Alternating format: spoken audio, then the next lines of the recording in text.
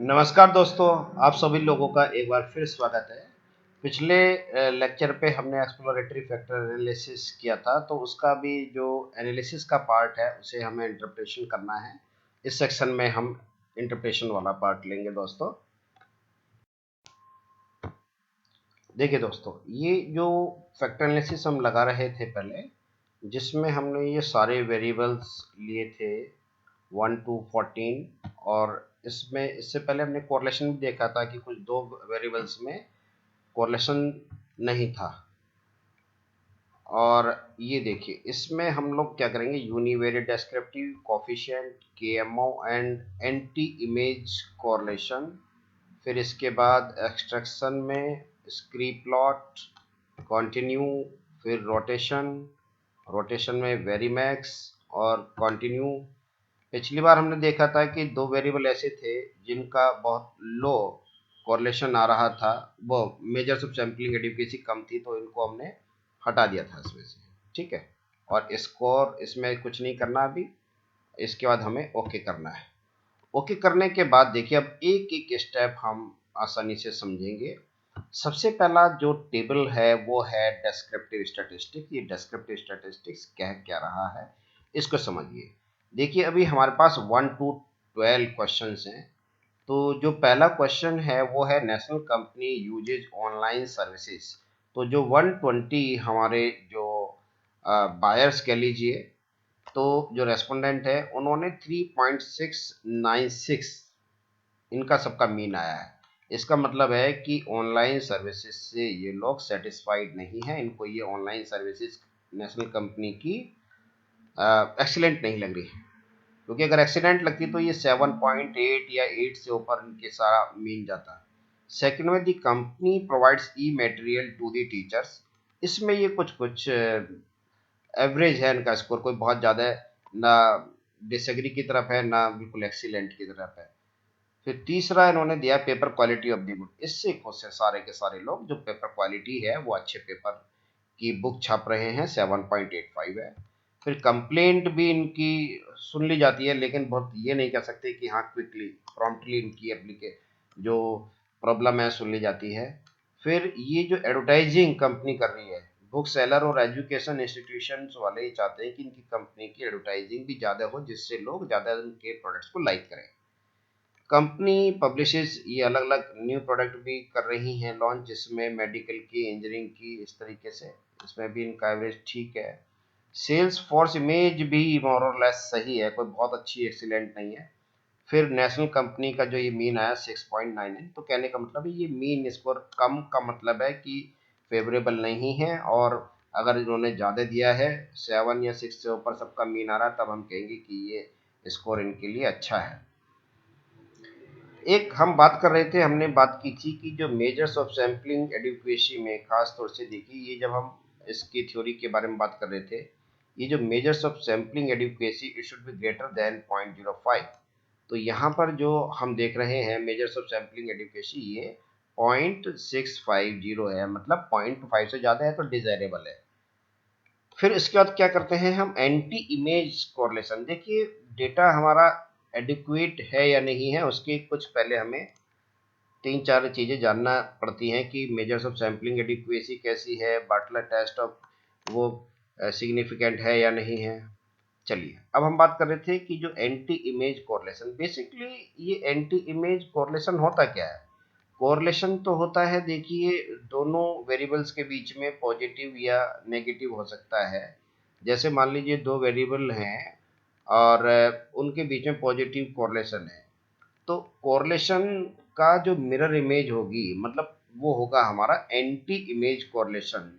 Correlation always greater जो होगा हमारा, हाई होगा, वो डिजायरेबल होता है, और एंटी इमेज कोरिलेशन हमेशा हमारा वो लो होना चाहिए। ठीक है, ये मिरर इमेज है एक तरीके से। तो इसमें हम देख रहे हैं ये 0.12 के आसपास अगर है सारा तो ठीक है। जैसे ही देखिए, ये हमारा 0.017, 0.03, ये ठीक है, ये ज़्यादा है, ये डिजायरेबल नहीं है। तो इस तरीके से ये जो ऑफ डायगोनल जितने भी, चाहे लोअर ट्राइंगल में हम देखें चाहे अपर ट्राइंगल में, दोनों सिमेट्रिक है डेटा। तो ये देखिए सिमेट्रिक डेटा है, तो इनकी जो ये एंटी इमेज कोरिलेशन है बेसिकली, और इसे हम कहते हैं मेजर्स ऑफ सैम्पलिंग एडिक्वेसी। ये ये जो प्रिंसिपल डायगोनल पर है, इनकी सबकी वैल्यू 0.5 से ज़्यादा होनी चाहिए। 0.5 से ज़्यादा है, 0.5 से ज़्यादा है, 0.5 से ज़्यादा है, 0.5 से ज़्यादा है। देखिए ये 0.5 से ज़्यादा नहीं है, 0.3432, ये केस प्रॉब्लम कर रहा है, इस केस को हटाना पड़ेगा हमें। फिर इसके बाद देखिए ये है 0.63, 0.828, 902, 889 पॉइंट, फिर 0.72 पर 0.15, ये सारी ठीक है। ओनली ये जो केस है ये अलग डिजायरेबल हमें नहीं लग रहा है, इसको हटाना पड़ेगा वेरिएबल को, क्योंकि ये एडिक्वेशन नहीं है, ये वाला 6 वाला। चलिए अब जरा हम कम्युनिटीज के बारे में समझ लेते हैं कि ये कम्युनिटीज कहती क्या है। ये कम्युनिटीज है जैसे national company uses online services, और ये जो वैल्यू आ रही है हमारी 0.779 आ रही है, ठीक है। अब ये जो आई कैसे है इसको हम जरा देखें, ये वैल्यू का मतलब क्या है। ये वेरिएंस है बेसिकली एक, ये देखिए जैसे हमारा ये कंपोनेंट है, ठीक है। दोस्तों हम बात कर रहे थे ये जो कंपोनेंट मैट्रिक्स है अनरोटेटेड, जो कम्युनिटीज की बात कर रहे थे, वो इसका स्क्वायर प्लस इसका स्क्वायर प्लस इसका स्क्वायर। अब इसको जरा एक बार निकाल के भी देख लें, हम प्रैक्टिकली करके भी देखें क्या ये सही आ रहा है या नहीं। जैसे हमने इसको किया है, ये 0.516, ठीक है, इसका हमने स्क्वायर किया प्लस 0.305 इसका स्क्वायर, क्योंकि माइनस भी लेंगे तो वो प्लस हो जाएगा, इसका कोई मतलब नहीं माइनस लेने से। फिर प्लस ये 0.648 इसका स्क्वायर और ब्रैकेट क्लोज करके हमारे पास जो वैल्यू आ गई 0.779, ठीक है। अब जरा इसको चेक भी कर ले हम, 0.77 जो आ रही थी ये कम्युनिटी, इसको देखिए। अब ये जो वैल्यू है हमारी, मतलब ये 0.779, देखिए 0.779। ऐसे ही जो दूसरा है हमारा, वो कंपोनेंट मैट्रिक्स का इसका स्क्वायर प्लस इसका स्क्वायर प्लस इसका स्क्वायर। तो ये बेसिकली ये है क्या, ये तो फैक्टर 1 है, ये फैक्टर 2 है, ये फैक्टर 3 है। ये वेरिएबल है v1 v2 v3। तो ये वेरिएबल और ये फैक्टर के बीच में basically it is the correlation between the two variable v1 and factor. ये कोरिलेशन है सिंपल, इनके बीच में नेगेटिव है, इसके बीच में ये पॉजिटिव कोरिलेशन है, लेकिन हाई। अब ये रोटेटेड जो वो होती है मैट्रिक्स, इसका पर्पज क्या है। देखिए जैसे ये क्रॉस लोडिंग आ गई, यहाँ पर भी हाई, यहाँ पर भी हाई, इसलिए हम रोटेटेड कंपोनेंट मैट्रिक्स देखते हैं तो वो यहाँ पर हाई देता है और यहाँ पर ये कम देता है। लेकिन ये इसको समझे कैसे, इसको समझने के लिए हम ग्राफ अभी शो करते हैं आपको। दोस्तों दो तरीके की हमारे पास कंपोनेंट मैट्रिक्स आती है, एक तो अनरोटेटेड आती है और एक आती है रोटेटेड। तो पहले सबसे पहले हमें इनका डिफरेंस समझना चाहिए कि हमें अनरोटेटेड और रोटेटेड में कौन सी ज़्यादा डिजायरेबल होती है। जैसे देखिए हमारे पास ये वेरिएबल्स हैं v1 v2 v3 v4 v5, ऐसे समझाने के लिए हमने कम ही लिए हैं, और थ्योरेटिकली हमारे पास बहुत सारे वेरिएबल्स होते हैं। अब ये जो v1 जो परपेंडिकुलर है, ये पहले देखिए ये अनरोटेटेड, ये 90 डिग्री पर देखिए, ये एक्स एक्सिस है, ये वाई एक्सिस। जब इसको यहाँ पर हमने प्रोजेक्ट किया तो ये लगभग, ये अगर ये 5 है तो 6 7 8 के आसपास आ रहा है, और ये आ रहा है हमारा ये भी 5 अगर यहाँ पर है तो ये 6 के आसपास। तो दो जगह हाई दे रहा है ये वेरिएबल हमें, इस वाले फैक्टर पर भी, रोटेटेड फैक्टर अनरोटेटेड पर भी हाई दिखा रहा है वैल्यू, और यहाँ पर भी हाई। तो हम नहीं समझ पाएंगे कि इस वेरिएबल को हम फैक्टर 2 में लें या अनरोटेटेड फैक्टर 1 में लें। तो इसलिए ऐसे ही ये देखिए v2 यहाँ पर भी 6 के आसपास दिखा रहा है और यहाँ भी 6 के आसपास। तो हमें ये नहीं पता चलेगा कि हम अनरोटेटेड वाले में v2 को लें 1 में या 2 में लें फैक्टर में, ठीक है। तो इस ये क्रॉस लोडिंग की प्रॉब्लम आ जाती है जब एक वेरिएबल दो जगह हाई कोरिलेशन दिखा रहा है। देखिए इस पर भी हाई कोरिलेशन और इस पर भी हाई कोरिलेशन दिखा रहा है। तो ये इस तरह की प्रॉब्लम को हम कहते हैं कि क्रॉस लोडिंग प्रॉब्लम। तो जो रोटेटेड है इसी को हमने टिल्ट कर दिया 90 डिग्री पर, है ना। तो ये जो है यहाँ पर अब दिखा रहा है लगभग 90 के आसपास, और यहाँ पर बिल्कुल लो दिखा रहा है, 0.1 के आसपास होगा। ये यहाँ 85 के आसपास, यहाँ 1 के आसपास। मतलब हम ये चाहते हैं कि यूनिडायमेंशनलिटी हो, एक वेरिएबल एक फैक्टर में हाई दिखाए, बाकी में वो अनरिलेटेड हो या बहुत कम उसकी वैल्यू शो करें। ठीक है, तो इस तरह ये पर्पज होता है रोटेटेड फैक्टर मैट्रिक्स का। अब इसको देखिए, हमारे पास जो भी आउटपुट आया था, आउटपुट में भी हमने जो यहाँ पे देख रहे थे हम कि यहाँ पे देखिए जो कंपोनेंट मैट्रिक्स है इसमें ये प्रॉब्लम है, ये भी हाई दिखा रहा है, ये भी हाई दिखा रहा है, और यहाँ भी देखिए हाई दिखा रहा है, यहाँ भी हाई दिखा रहा है, इसमें भी हाई दिखा रहा है, एक ही वेरिएबल दो दो जगह हाई दिखा रहा है। तो इसमें ये जो क्रॉस लोडिंग की प्रॉब्लम है इसको दूर करने के लिए रोटेटेड वाले मैट्रिक्स को लेते हैं। देखिए ये वाला, यहाँ पर इसने हाई दिखाया और यहाँ पर देखिए लो कोरिलेशन, यहाँ पर ये हाई है, ये दोनों लो कोरिलेशन, ये हाई है, लो कोरिलेशन, ये हाई है 0.921, ये कोरिलेशन लो है, ये 0.723 हाई है, ये बिल्कुल लो है, ये हाई है, यहाँ पे भी क्रॉस लोडिंग की प्रॉब्लम आ रही है। 6 पहले भी प्रॉब्लम कर रहा था हमें, है ना, तो अभी 6 को हटाना पड़ेगा हमें। और ये देखिए ये यहाँ पर हाई है, ये लो है। तो इस तरीके से जो rotated factor, rotated component matrix का ऑब्जेक्टिव यही है कि जो क्रॉस लोडिंग की जो प्रॉब्लम है उसको रिमूव करता है। और इसमें देखिए ये हमने बात पकड़ ली, यहाँ पर जो ये x6 था ये प्रॉब्लम कर रहा है। और x6 हमने कहाँ पर देखा था, एक बार x6 यहाँ भी देखिए, x6 यहाँ भी प्रॉब्लम कर रहा है। x6 देखिए इसकी जो वैल्यू है 0.432 आ रही है, जो कि 0.5 से कम है। तो इसका मतलब ये वाला जो वेरिएबल है x6 ये डिजायरेबल नहीं है। ये देखिए x6 तो दो दो जगह प्रॉब्लम कर रहा, तो अब हम क्या करेंगे, x6 वेरिएबल को हम हटा देंगे। अब फैक्टर एनालिसिस हम दोबारा से कंडक्ट करते हैं। देखिए एनालाइज में जाएंगे, एनालाइज के बाद डेटा रिडक्शन, डेटा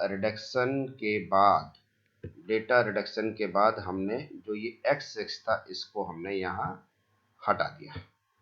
हटाने के बाद इसको हमने ओके किया, और ओके करने के बाद हमारे पास जो रिजल्ट आए देखिए ये। इस टेबल को तो हम इंटरप्रेट कर चुके हैं, इसकी कोई आवश्यकता नहीं है। कोरिलेशन मैट्रिक्स की भी कोई दिक्कत नहीं है। अब एक बार एंटी इमेज कोरिलेशन मैट्रिक्स देख लीजिए। देखिए ये तो बहुत अच्छी वैल्यू आ गई हमारी, ठीक है, 0.70। अच्छा इसमें हम वैसे भी कर सकते हैं, दो दूसरी चीज़ें मैंने अभी यूज नहीं की थी। ये देखिए ये एनालाइज में जाके हम केवल वही वैल्यू लेंगे जिनकी जो फैक्ट लोडिंग की वैल्यू हाई है। ये इस ऑप्शन से जाके मतलब सॉर्टेड बाय साइज, और ये जो है अब केवल 0.6 से ज़्यादा है, 0.6 से ज़्यादा जो वैल्यू होगी उन्हीं को शो करेगा, और ये सबको ओके करके लेकर आ जाएगा। हमें इंटरप्रिटेशन देखिए इसका नहीं करना। अब इसमें एंटी इमेज कोरिलेशन देखना है। जब x6 वेरिएबल को हमने हटा दिया, क्या उसके बावजूद भी सारी वैल्यू हमारी हाई है या नहीं। देखिए ये भी 0.5 से ज़्यादा, ये भी 0.5 से ज़्यादा, 0.5 से ज़्यादा, 0.5 से ज़्यादा, मतलब measures of sampling adequacy check कर रहे हैं हम, जो कि एक प्री रिक्विजिट है। अगर ये नहीं होंगी तो फिर जो डेटा हमारा एडिक्वेट नहीं होगा। ये भी है, ये भी है 0.5 से ऊपर, 0.5 से ऊपर, 0.5 से ऊपर, ठीक है, तो डेटा तो हमारा एडिक्वेट है।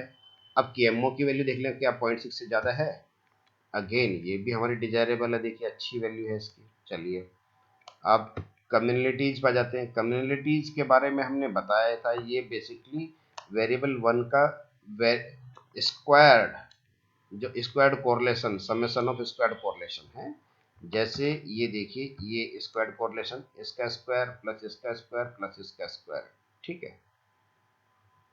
ये कंपोनेंट मैट्रिक्स देखिए हमारे इस तरीके से आई है। हम रोटेटेड से इंटरप्रेशन करते हैं, जो भी करते हैं ये देख लीजिए। हमें जो भी इंटरप्रेशन करना होता है कंपोनेंट मैट्रिक्स के बेसिस पर नहीं करते, बल्कि हम करते हैं रोटेटेड के, क्योंकि कंपोनेंट मैट्रिक्स में बहुत सारे फैक्टर लोडिंग की क्रॉस लोडिंग की समस्या आती है। इस वजह से हम इस मैट्रिक्स को इंटरप्रेशन में लेते ही नहीं है, हम लेते हैं रोटेटेड का। अब ये देखिए तीन वेरिएबल आ गए, 0.917, 0.913, 0.885। तो इनको जो है कंप्लेंट रिजोल्यूशन, डिलीवरी, बुक्स जो टाइम पर करती है, ऑर्डर एंड बिलिंग, तो इनको कहते हैं कि इनका एक नाम दे सकते हैं। इन तीनों को मिला के हमने कह दिया कि ये अच्छी सर्विसेज दे रहे हैं, है ना, तो या आफ्टर सेल सर्विसेज कह सकते हैं इसको। इसका जो पहला जो कंपोनेंट आया है या फैक्टर 1, ये है हमारा इस फैक्टर 1 को हम दे दें, क्या नाम है, after sale service, after sales service. ठीक है, इसमें इसको, क्योंकि ये इन तीनों से यही सेंस मिल रहा है। फिर है sales force image, national company uses online services और नेशनल कंपनी यूज एडवर्टाइजिंग, तो इसको हम मार्केटिंग कम्युनिकेशन कह सकते हैं दूसरे फैक्टर को। ये जो फैक्टर 2 है, ये है हमारा मार्केटिंग कम्युनिकेशन।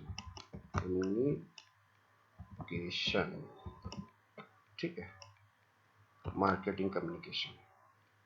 और तीसरा है जो है वो है national company offers competitive price, paper quality और सेल्स एग्जीक्यूटिव नेगोशिएट प्राइस। इसको हम अपने हिसाब से वैल्यू कस्टमर कह सकते हैं, वैल्यू, तो कोई भी नाम दे सकते हैं। खैर, अब हमने देखिए ये केएमओ को भी समझ लिया, एंटीमेज को भी कर लिया, कम्युनिटी को भी कर लिया, टोटल वेरिएंस इसको एक्सप्लेन करना है ना।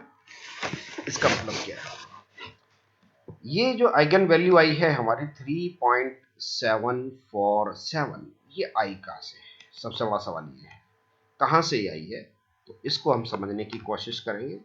ये देखिए, ये जो आइगन वैल्यू है ये हमारी है इनिशियल, और एक है रोटेटेड के बाद। रोटेटेड में जो आइगन वैल्यू है वो डिफरेंट है, 2.984। अनरोटेटेड में जो है ये है 3.747। तो अभी हम अनरोटेटेड से ही ये वैल्यू निकालते हैं, 3.747।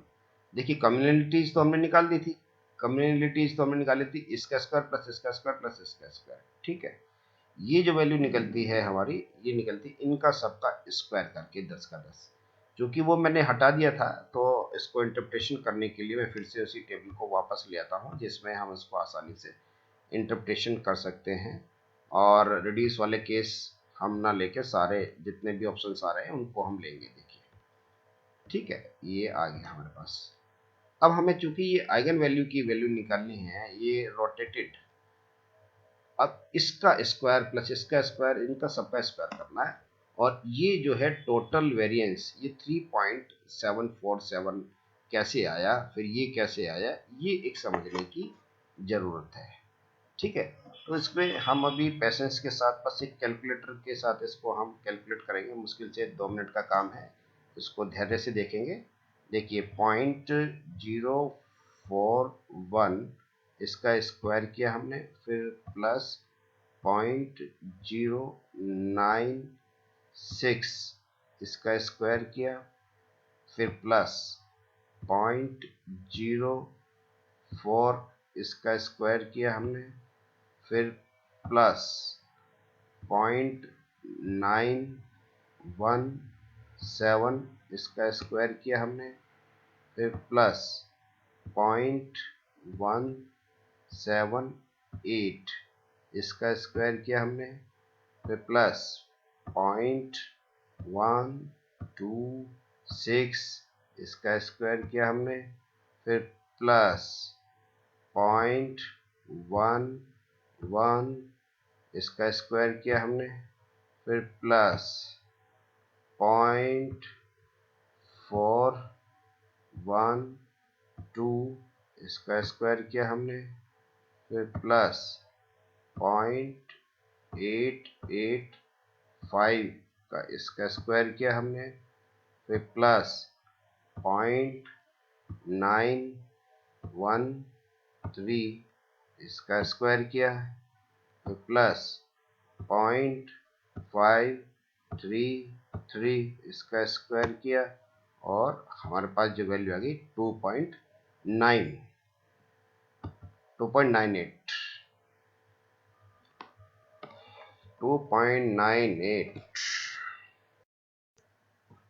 ठीक है दोस्तों, तो ये जो हमने रोटेटेड में इसका स्क्वायर प्लस इसका स्क्वायर दोनों से निकाल सकते हैं, दोनों से वैल्यू लगाएंगे। इस अगर इनका स्क्वायर करेंगे हम तो वैल्यू लगाएगी, और रोटेटेड का करेंगे तो अलग आएगी।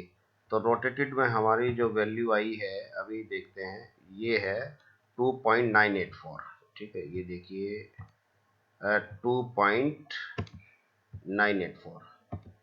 अब ये हमने रोटेटेड की निकाली है, इसी तरीके से अनरोटेटेड की टेबल से निकाल लेंगे। अब ये जो वैल्यू है, ये वेरिएंस कैसे आया? टोटल नंबर ऑफ हमारे पास वेरिएबल है 11, जब इसको हम डिवाइड कर देंगे 11 से तो हमारे पास ये आ गया 27.12 और इसको मल्टीप्लाई करेंगे 100 में तो ये हमारे पास वेरिएंस आ गया है। ये देखिए 27.12 आ गया है। और ऐसे ही हमने देखिए 2.299 को डिवाइड किया 11 से तो 20 आ गया, और जब इनको कम्युलेटिव कर दिया हमने तो इस तरीके से 67.5 आ गया। तो दोस्तों आइगन वैल्यू हम कैसे निकालते हैं, वो बड़ा आसान तरीका। और कम्युनिटीज हम कैसे निकालेंगे, ये वाली जो वैल्यूज है, जितने भी वेरिएबल हैं, दोनों चीजें देखिए हमने इससे सीख लिया। कम्युनिटीज निकालने के लिए हम क्या करेंगे, इसका स्क्वायर इसका स्क्वायर इसका स्क्वायर, इस तो वो आ जाएगा हमारा। यहाँ पर हम बेसिकली जब हम फैक्टर मैट्रिक्स बनाते हैं 1 2 3 तो यहाँ पर एक कम्युनिटीज का भी कॉलम आ जाता है, और ये और नीचे फिर हमारा आइगन वैल्यू आ जाती है, इनका स्क्वायर इनका स्क्वायर इनका स्क्वायर सबका। तो आइगन वैल्यू में तो जो वर्टिकल है हमारे सारे समेशन हो जाएंगे फैक्टर लोडिंग का स्क्वायर, है ना, इनको सबको हम करके तो ये आ जाएगा हमारा आइगन वैल्यू। और जब कम्युनिटीज आ जाएगा हमारा इसका स्क्वायर प्लस इसका स्क्वायर प्लस इसका स्क्वायर, इस तरीके से। ठीक है, तो ये इस तरीके से हम इंटरप्रिटेशन कर सकते हैं। और जो हमने भी बताया था, ये तो खैर मैंने पूरा इसको समझाने के लिए आइगन वैल्यू कैसे हम लेते हैं उसकी वजह से पूरा मैट्रिक्स बनाया। अदरवाइज तो हमें देखिए इसी तरीके से अपनी टेबल को शो करना है इसको। ये जो अभी हमने किया था एनालाइज में जाके, और ये डायमेंशन रिडक्शन वेक्टर, यहाँ पर हम जितना वैल्यू चाहते हैं, जैसे ये सप्रेस्ड, बाकी जो वेरिएबल्स जो हमारे कोरिलेशन आ रहे हैं या फैक्टर लोडिंग 0.6 से कम वाले, उनको ये हटा देगा, ये देखिए। और इसको हटा के इसने इस तरीके से फाइनली जो हमारे पास आई है, इसी के बेसिस पर हम अपने वेरिएबल्स का नाम देंगे। जैसे इसका हमने दे दिया नाम आफ्टर सेल सर्विस, इन तीनों से मिल रहा है मार्केटिंग कम्युनिकेशन, इससे निकल रहा है वैल्यू, दे देंगे वैल्यू कस्टमर्स, इस तरीके से। तो नाम हमारे ऊपर है, हम इसको चेंज कर सकते हैं अपने तरीके से। Thank you very much. एक नई केस स्टडी और लेंगे जिसको हम बहुत क्विकली कराएंगे, उसका हम अभी एक एग्जांपल लेके करते हैं इसके अगले वाले लेक्चर में। थैंक यू दोस्तों।